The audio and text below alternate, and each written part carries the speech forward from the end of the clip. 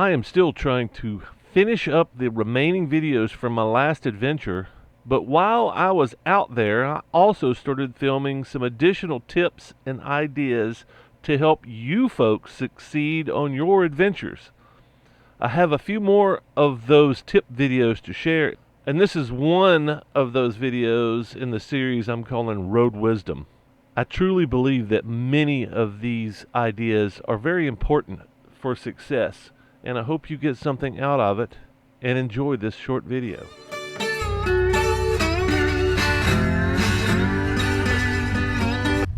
Sitting out here finishing my coffee, and I was thinking of some philosophical issues, specifically about traveling, motorcycle camping, all that.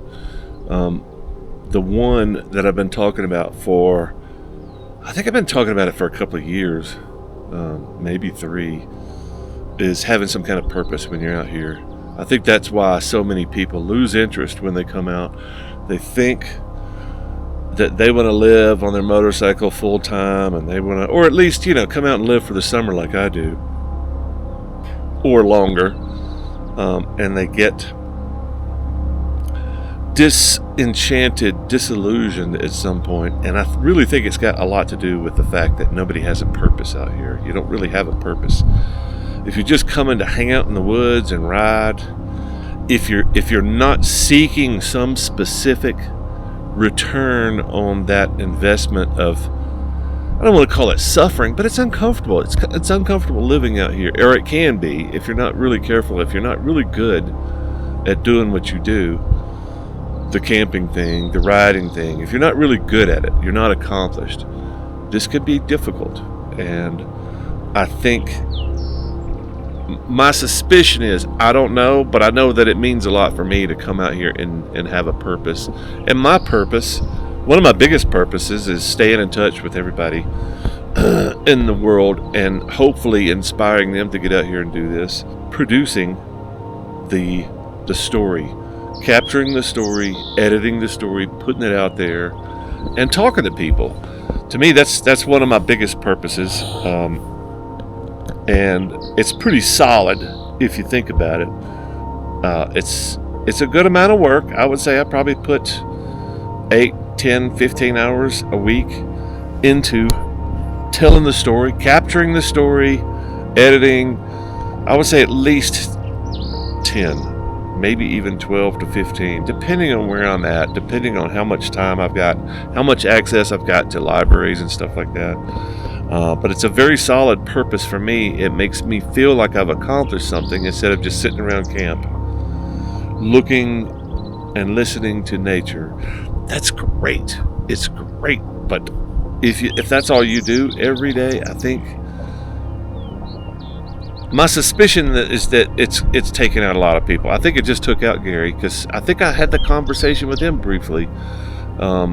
About having some kind of purpose, having some kind of mission. So, and it could be silly, like counting the number of birds that you see every day or something like that.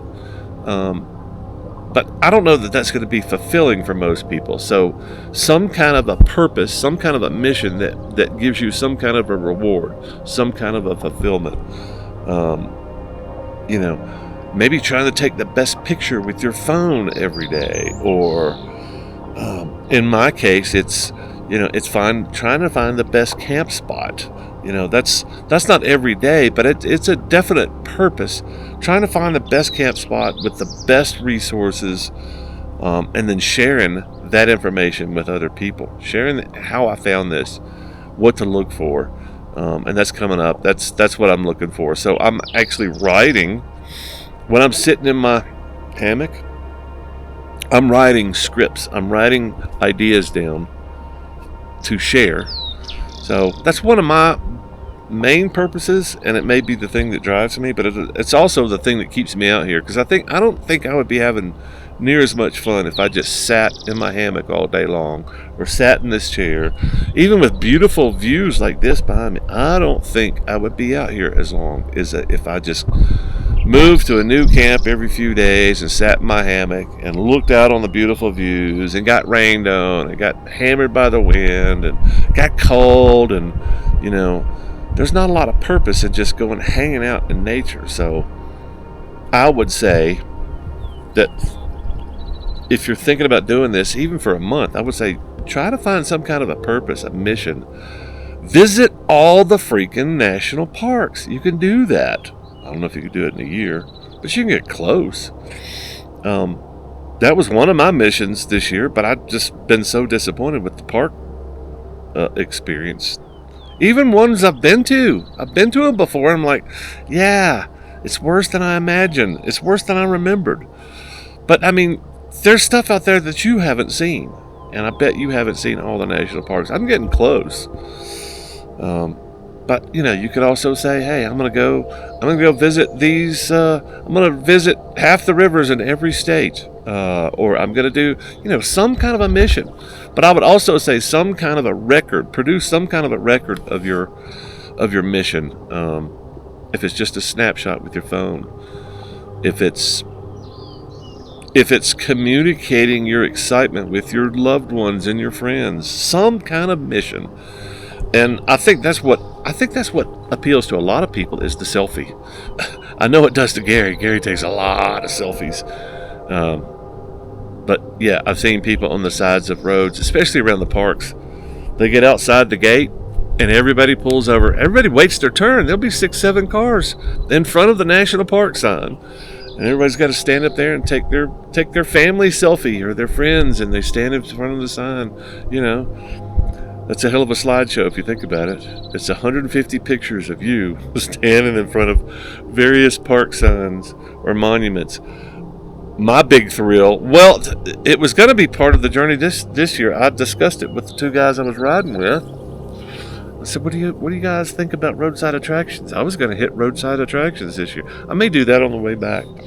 I got several mapped out in Texas. I've always had a fascination with roadside attractions. So, the big, goofy, giant signs. The Muffler Man is one of my favorites.